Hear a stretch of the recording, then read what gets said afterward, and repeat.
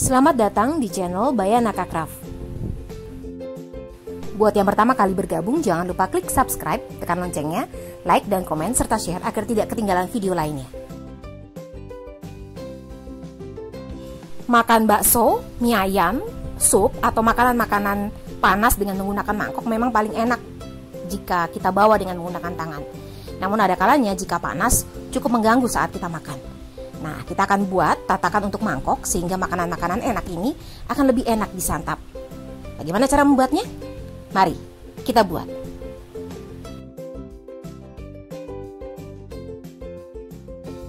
Bahan yang dibutuhkan adalah 2 lembar kain berukuran 25 x 25 cm. Kita butuh 2 buah. Kemudian pelapis, saya menggunakan pelapis busa angin 2 buah dengan ukuran yang sama 25 x 25 cm. Tumpuk kain dengan busa angin, sisi buruk berhadapan langsung dengan busa angin. Lalu kita sematkan jarum pentul agar tidak bergeser ketika kita akan jahit. Kemudian kita akan jahit kain terhadap pelapis, boleh menggunakan cara silang seperti ini, kemudian vertikal dan horizontal ataupun diagonal, melintang seperti ini. Dan saya akan menjahit dengan cara diagonal 2 arah, kanan dan kiri. Pertama-tama kita buat jahitan diagonal, kemudian di sebelah kanan dan di sebelah kirinya.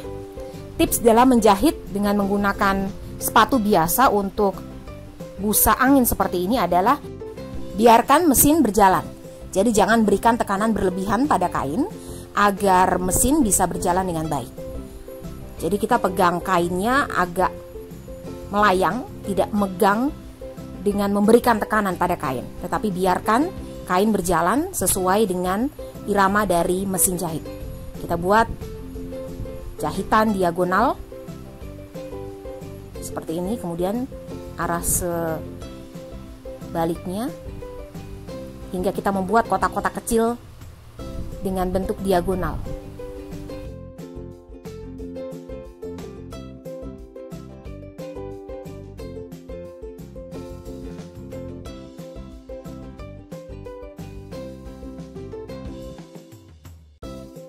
Dan jahitan kain terhadap pelapis kita sudah selesai seperti ini.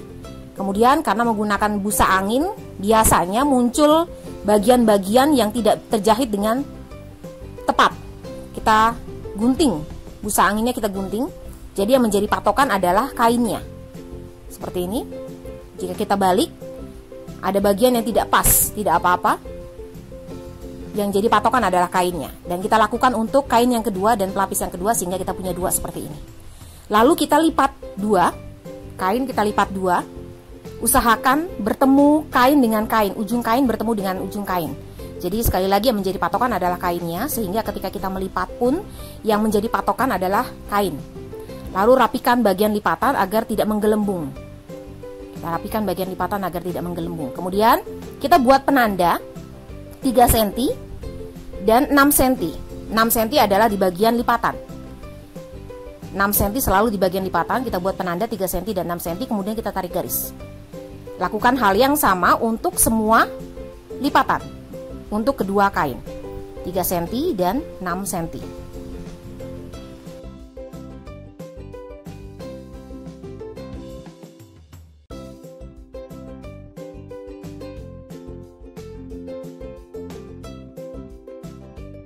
Setelah memberi penanda untuk kedua kain, lalu kita akan jahit sesuai dengan garis yang kita buat. Kita jahit keempatnya dari 2 kain ini.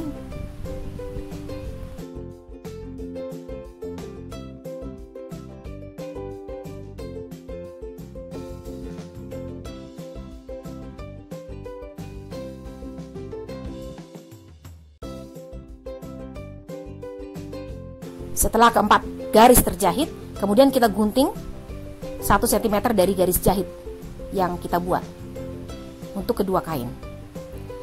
Lalu kita buka klip lipatan, kita buka, kita lipat kembali, kali ini mempertemukan jahitan dengan jahitan.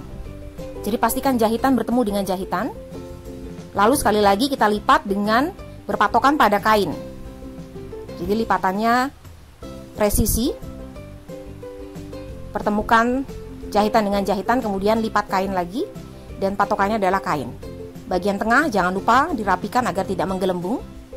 Kemudian dengan cara yang sama kita buat penanda 3 cm dan 6 cm. Kemudian kita tarik garis. Kita lakukan untuk kedua kain. Kain pertama 6 cm adalah di bagian lipatan. Kemudian kain yang kedua jangan lupa rapikan di bagian lipatan terlebih dahulu agar tidak menggelembung. Kita buat garis dengan penanda 3 dan 6 cm. Lalu dengan cara yang sama juga jahit sesuai dengan garis yang kita buat.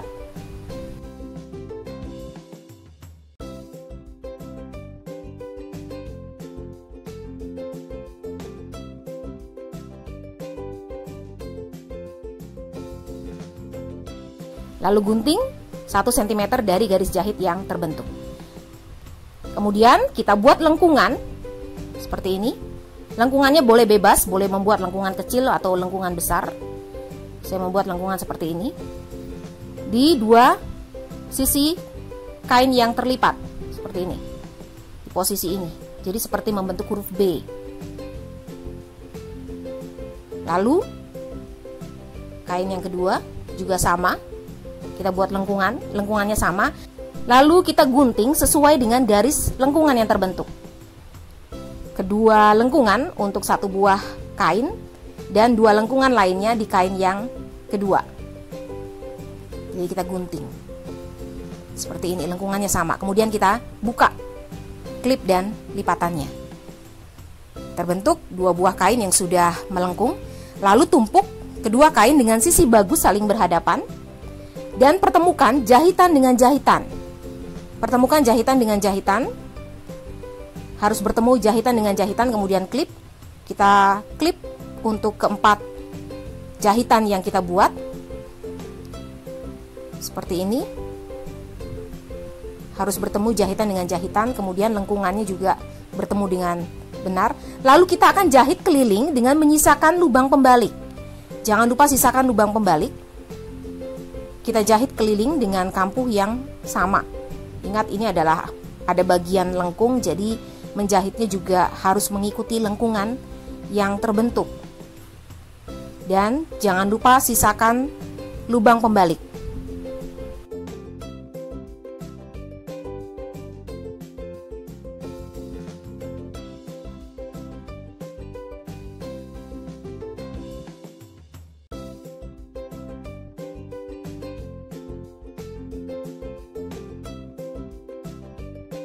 Selesai menjahit dan menyisakan lubang pembalik, lalu kita gunting zigzag di bagian lengkungan-lengkungannya. Zigzag kecil seperti ini saja agar ketika nanti dibalik tidak terlalu menumpuk di bagian lengkungan. Digunting zigzag seperti ini. Lalu melalui lubang pembalik kita balikan kain sehingga bagian sisi bagus berada di luar.